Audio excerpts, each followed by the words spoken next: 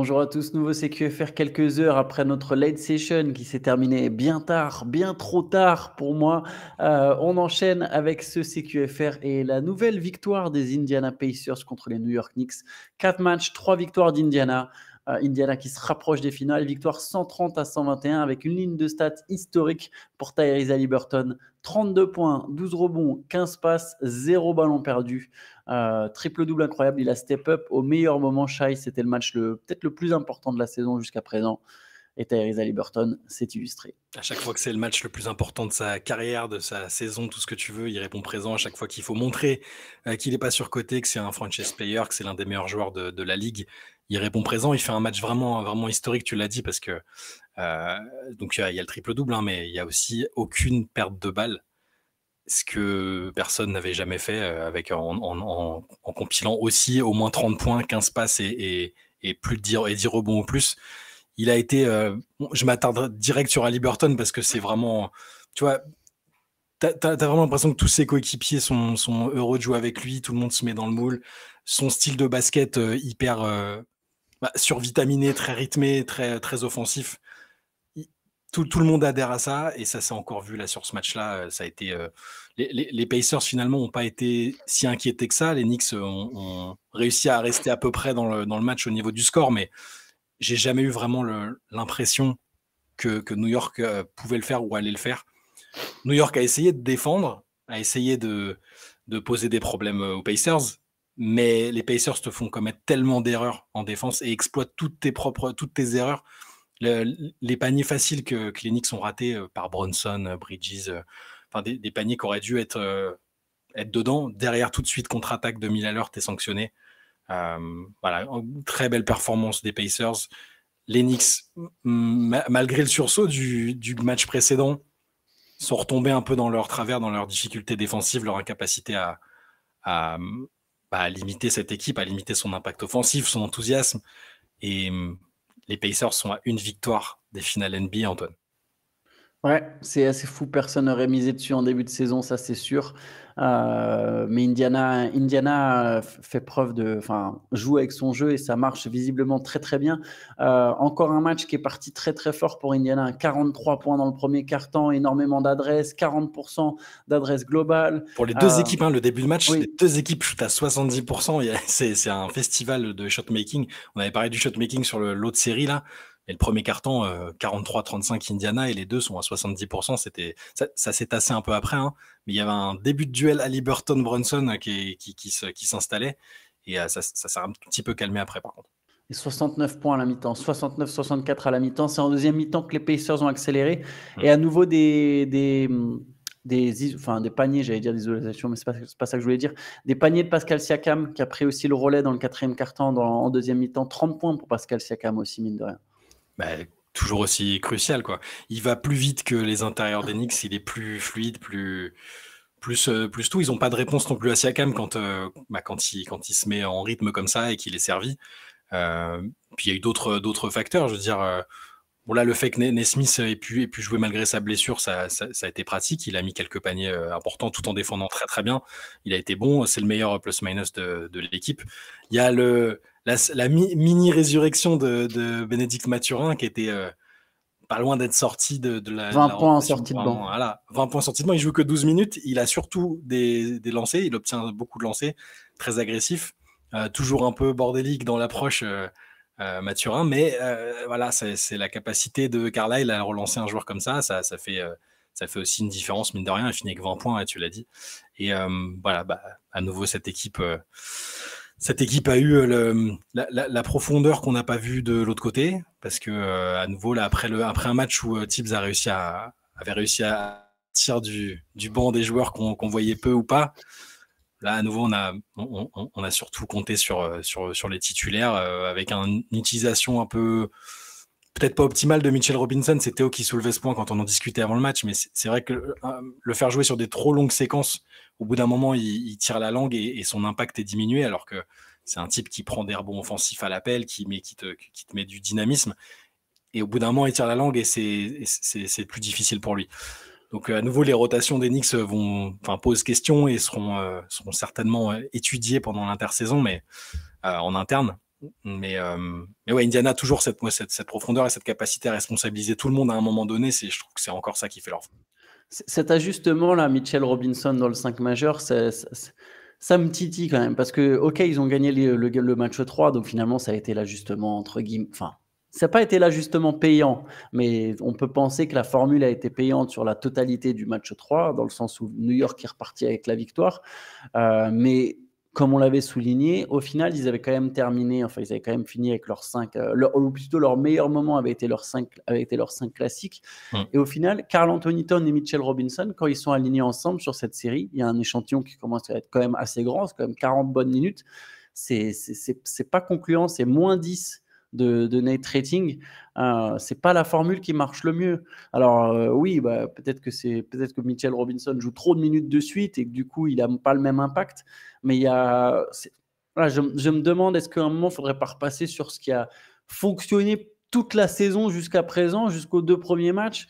Il y avait quand même un 5 majeur très fort, qui a été construit avec Josh Hart et qui a plutôt bien tourné toute la saison, qui a rapporté la 3e place à New York, qui a permis de sortir Boston et qui a été un peu vite peut-être écarté.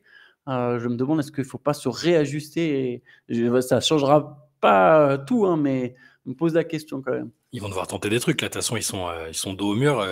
Tu te rends compte, s'ils perdent le prochain, donc si Indiana se qualifie au prochain match, les Knicks seront à 0-3 au Garden sur cette série, alors que dans l'inconscient, c'est un peu un avantage tu joues à New York dans une salle comme ça. Ils vont devoir tenter quelque chose. Ils peuvent pas, en restant comme ça, ils perdront 2 fois sur 3. Ça me paraît certain. Parce que les Pacers ont beau avoir eu un match un peu plus difficile, notamment au niveau de l'adresse sur le dernier.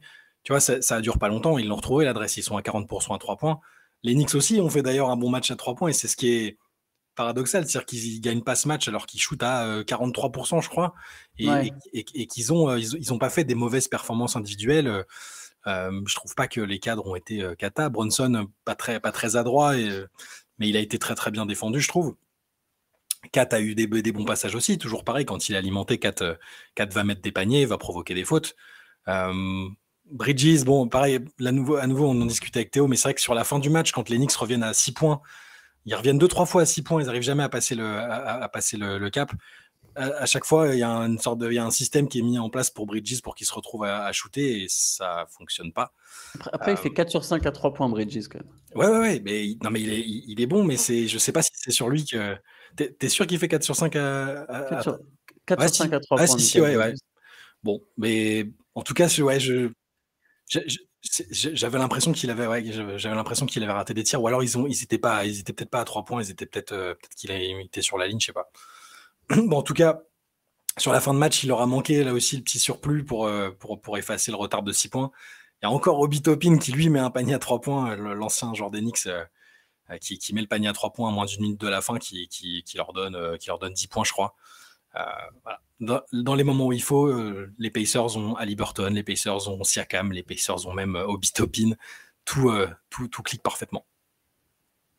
Ouais, ces 2 séries, finalement, on se rapproche vers une finale OKC-Indiana.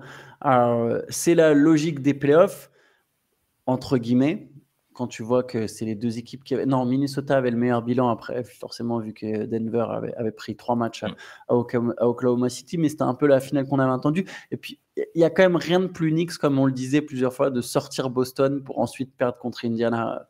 Après, c'est pas fini, mais 3-1 à remonter. Voilà. On avait dit, après les 2 premières défaites à domicile, il n'y a aucune équipe qui est allée en finale de conférence après avoir perdu ses 2 premiers matchs. En finale NBA après. Ouais. La fenêtre de tir, elle était. Enfin là, ils vont avoir des regrets parce que s'ils se qualifient pas, la fenêtre, elle est incroyable. T'as Boston qui se loupe et qui perd Tatum. T'as Milwaukee qui a Lillard qui se fait le tendon d'Achille et qui en plus avait d'autres difficultés. Cleveland, une équipe qui roule sur la saison régulière mais qui se loupe aussi en playoff. Est-ce qu'il y aura toujours d'autres ouvertures comme ça sur les prochaines saisons? Voilà, on sait jamais, les fenêtres, on sait quand elles s'ouvrent, on sait pas quand elles se referment, donc il faut faire attention pour les Knicks. Ouais, c'est clair, c'est clair. Est-ce qu'il y a quelque chose de rajouté en particulier sur ce match ou autour de l'actualité? Est-ce que tu as vu quelque chose? On a déjà parlé de tellement de choses en fait dans la late session que je perds un peu le fil. Ouais, on était sur les surnoms, on était sur. Bon, le replay sera disponible demain, vous pouvez aller voir, hein, mais sur ce match-là en particulier, je réfléchissais, non, bah, il y a eu du père d'Ali Burton dans la salle. Visiblement, ça a galvanisé le fils, qui a toujours pas le droit de partir en déplacement, donc il sera pas au Garden, euh, mais ça l'a bien. J'ai juste encore envie de redire du bien de Tyrese Haliburton parce que lui aussi, on a beaucoup parlé du fameux plafond pour Jalen Brunson, mais Haliburton en tant que leader, que numéro 1 de l'équipe, je sais pas où on va le placer à la fin de la saison en fait dans la hiérarchie parce que ok, individuellement sur le talent brut, il est évidemment pas de la classe de Jokic, peut-être Giannis, enfin bref, tous ceux qu'on identifie comme les meilleurs joueurs, mais il y en a combien qui sont capables de faire jouer une équipe comme ça, d'entraîner une équipe derrière lui, tu vois. Ça va être une vraie question à se poser. On avait une question comme ça dans le CQFR qu'on a posté hier avec les questions des auditeurs. Sur est-ce que ça peut pas être un modèle comme ça d'avoir un joueur qui a peut-être moins de talent brut, mais qui a un jeu altruiste tout en marquant des points. Il met quand même encore 30 points ce soir, cette nuit. Ça peut être une inspiration pour d'autres. Et moi, je suis bluffé par Haliburton, dont en début de carrière, j'ai pas entrevu ce potentiel-là chez lui. On a vu que c'était un bon joueur très vite, hein, mais un mec qui est capable de faire ce qu'il est en train de faire. La campagne, elle est aussi surprenante que historique sur certains aspects statistiques, aussi enthousiasmante aussi par la manière dont il joue. C'est un basket très offensif, très rapide. Je le répète, il pousse. Les Knicks ont des lacunes défensives, mais les Pacers, avec ce rythme et ce style, ils poussent à faire des erreurs tout le temps. Et c'est pas que ça n'a pas fait ça qu'aux Knicks d'ailleurs, ça a fait ça aux adversaires précédents. Donc voilà, juste une satisfaction, une joie de voir Haliburton jouer comme ça et les Pacers jouer comme ça dans son sillage. Tu veux peut-être dire un petit mot de WNBA? Le premier bon match, très bon, on va dire Ouais, très bon match en termes d'adresse de Paige Bakers, qui fait 8 sur 10 au tir, 21 points, 7 passes. absolument. Alors j'allais commencer en mode Frenchie avec Marine Johannes Marine Johannes, ouais. qui a mis 18 points. Bon, le Liberty s'est promené contre les Valkyries 95-67. Marine a mis 18 points avec 6 paniers à 3 points, quelques moves plein de styles comme on sait qu'elle en est capable. Et en face, les deux Françaises, par contre, les deux autres Françaises des Valkyries ont un peu plus de mal. Janelle Salin, 9 points, 3 sur 12. Et Carla Leight en sortie de banc, 1 sur 7, 4 points. Et oui, Paige Bakers au niveau de l'adresse. Alors, c'était Connecticut en face. Match un peu particulier pour elle, forcément, qui a fait 4 ans, 5 ans à Yukon. Et adversaire faible qui est en campagne de tanking. Pour pas dire l'équipe la plus faible de la ligue. Pas très loin, en tout cas, elle est à 0,5 et Dallas était à 0,4 avant ça. Mais ouais, Paige Bakers, 21 points, 7 passes, 5 rebonds, 8 sur 10. Il y a l'adresse qui lui faisait défaut jusque-là. Parce que même si j'ai beau donner l'impression de vouloir la défendre à tout prix, c'était principalement ce qui manquait à son jeu pour l'instant, c'était l'adresse, parce que le reste était déjà bien en place. Le playmaking, même la défense, c'était très, très plus que correct et plus qu'honnête. Et je pense que c'est le début peut-être d'un retour à la normale pour elle, qui a toujours été extrêmement à droite en université. Et donc les Wings ont gagné 109 à 87. Il y avait d'autres matchs dont on peut donner les scores. Minnesota qui continue de rouler sur début de saison. 5-0, victoire 82 à 77 contre le Storm de Gabby Williams et Dominique Malonga. Nafisa Collier, elle va aller chercher son MVP. Là. Je pense que c'est pas trop mal parti. Elle fait pas son meilleur match en plus. Elle manque d'adresse, 7 sur 18. 16 points, 10 rebonds, 5 passes, 5 interceptions, 2 contre. C'est une machine à faire des trucs sur un terrain de basket. Et le Storm, donc avec alors Gabby Williams, ça fait un bon match. C'est la meilleure marqueuse du Storm. 20 points, 6 passes, 8 sur 15. Dominique Malonga a eu droit à 10 minutes. On n'en avait pas parlé l'autre jour, mais elle a fait un bon petit match. Elle monte en minutes déjà. Ouais, voilà, elle commence à atteindre les 10 minutes de temps en temps, ce qui est déjà mieux que rien. Elle avait fait une bonne entrée sur le match précédent aussi. Mais le Storm est donc à 3-2 après cette défaite qui n'a rien de honteux contre la meilleure équipe de ce début de saison. Il y a aussi une nouvelle défaite pour Chicago contre Phoenix. Phoenix avec ma chouchoute Alyssa Thomas qui a fait 15 passes décisives, 10 points, 15 passes en 35 minutes et victoire 94 à 89 pour Phoenix. Angel Reese, dont je sais que tu te soucies des performances, 13 points, 15 rebonds, 3 passes, 3 interceptions, 2 contre. T'es malin, tu donnes pas son adresse. T'es tellement malin, 3 sur 9. Elle manque beaucoup d'adresse dans ce début de saison. C'est difficile pour elle et pour tout le Sky qui a 0 sur 4 aussi, ce qui n'était pas non plus le bilan attendu. Et si je dis pas de bêtises, il y avait un non, il y a plus de non, c'est ça, c'était le dernier Non, match. c'est ça, c'était Ah les si, si, non, pardon, les Sparks ont perdu ah à oui, Los domicile Angeles a perdu contre contre Atlanta. Atlanta. Pour les Sparks, c'est compliqué le début de saison aussi, hein. 2 victoires, 4 défaites. Kelsey Plum 27 points, Derek Embiid 28 points. Voilà, ça n'a pas suffi à battre Atlanta. Wally Chagrin a marqué 25 points. Voilà pour la WNBA. Yes, allez, on peut s'arrêter là. De toute façon, on se retrouvera demain pour un nouveau CQFR. D'ici là, portez-vous bien. Bonne journée à tous.